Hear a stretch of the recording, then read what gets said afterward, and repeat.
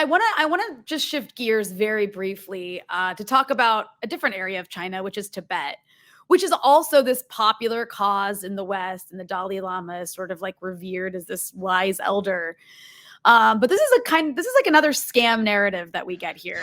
I don't know how else to, it's a scam. It really is such a scam because, what actually is the case with Tibet is it could also be seen as this feudal society with a deeply oppressive religious hierarchy resisting Chinese attempts to modernize. And you can correct me if I'm wrong with that, but can you just give a brief overview of what you think people should understand about who the US supports in Tibet and then why they support them?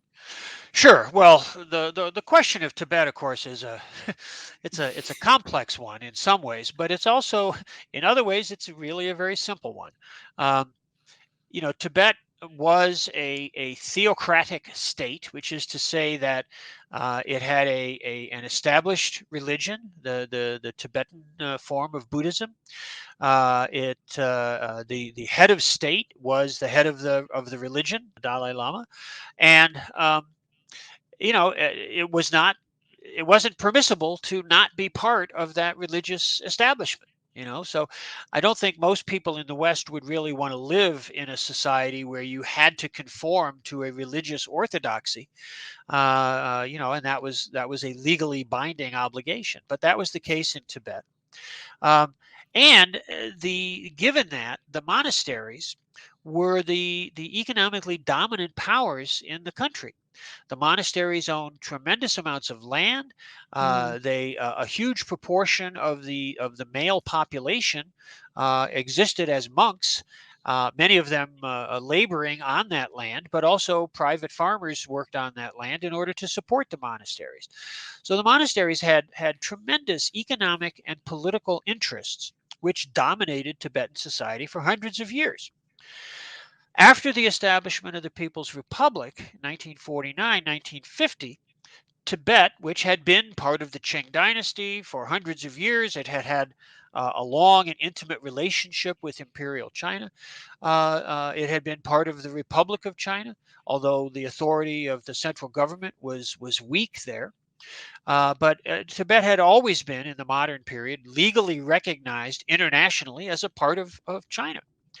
So in 1950, the Chinese central government extended its authority over Tibet, but they did so in a way that really sought to accommodate local interests. The Dalai mm, Lama visited Beijing, met with Chairman Mao, negotiations took place, and agreements were reached under which Tibet, as an autonomous region within the People's Republic, was able to pursue its own agenda.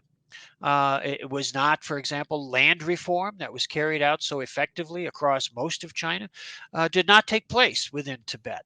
Other policies of the central government involved with the beginnings of the process of developing a modern industrial socialist economy did not apply in Tibet. And that was the case all the way through the 1950s. But even while that was the case, the United States, as part of its relentless hostility towards China, maintained a program based just, I live in New Mexico here in America, and just the next state north is Colorado. And the CIA ran a training facility up in the mountains of Colorado from 1950 until 1974, training Tibetan terrorists to be infiltrated into Tibet, either going overland from Nepal or being airdropped in. And they carried out sabotage and political agitation and things like that. They helped to provoke in 1959 the revolt, which was the occasion when the Dalai Lama left Tibet and went to India, where he's remained ever since. Um, and that triggered a stronger assertion of central government authority, because here you had this rebellion fomented by the United States, trying to split a big chunk of China away from the central government. So that certainly complicated the relationship. In more recent times, the unrest that has occurred in Tibet, and there have been occasions of this, I think is largely it's a result of the lingering ambitions or hopes of the monastic establishments to try to reclaim a certain more influential role within Tibet. The monasteries are facing some serious problems. Their ability to recruit young men to become monks and live their lives as monks has been dramatically eroded. Most young people in Tibet, especially in the cities and towns, they don't want to be monks. Mm. They want to live their lives. They want to have education. They want to have jobs. They want to, they want to have their iPhone and their I don't know their Atlanta Braves T-shirt, whatever it might be. They want to be part of modern culture, modern society, a modern economy. So the monasteries are facing a kind of crisis, and I think that the agitation that has taken place is an expression of that. In the same way, I when I talk to Americans about this, I talk about how I lived many years in Boston.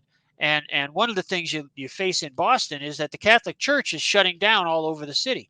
This is a Mm. city of Italians, of Irishmen. It's a city where historically the Catholic Church has been very important, but the church can't find enough young people to become priests and nuns, and so they're having to shut down these establishments. It's the same thing in Right. Tibet, right? And the monasteries are, in a sense, they're pushing back, and that leads to these tensions. But if you think about it, the fact that the monasteries are there, that they're full of monks, maybe not as many as they used to have. Maybe they're having trouble recruiting, but they're there. You go to Lhasa. I travel to Tibet whenever I can, and you go to Lhasa, you see the pilgrims coming from all over the country. They're perambulating around the Jokang. They're prostrating themselves. They're doing all the things that historically Tibetan Buddhists have done. You go to Shigatse or Gyanse, some of the other religious centers. They're very lively. They're very full. The idea that the Tibetan people live under some regime of terror and that religion is suppressed and free, it's just nonsense. Mm. But they rely, the American media, the bourgeois media, relies on the fact that most people don't have any experience of that, and it's Right. so easy to buy into that. You hear that. And the Dalai Lama, he's a charming old gentleman now, and he goes out and he does his talks, and who can argue with the things. He says we should feel compassion for others. We should recognize the ephemerality of our being. Okay, great. But you know that doesn't mean that doesn't translate into the propaganda stories that we hear about the Mm. situation in Tibet. It's just, you have to understand it as a political phenomenon, that there are contending interests even within Tibet, and that sometimes there's friction and tension, and things have to be adjusted and resolved. But this idea that it's just this regime of terror, it's just nonsense. And all you have to do, is have the opportunity to see the reality on the ground there, and it becomes a very different picture.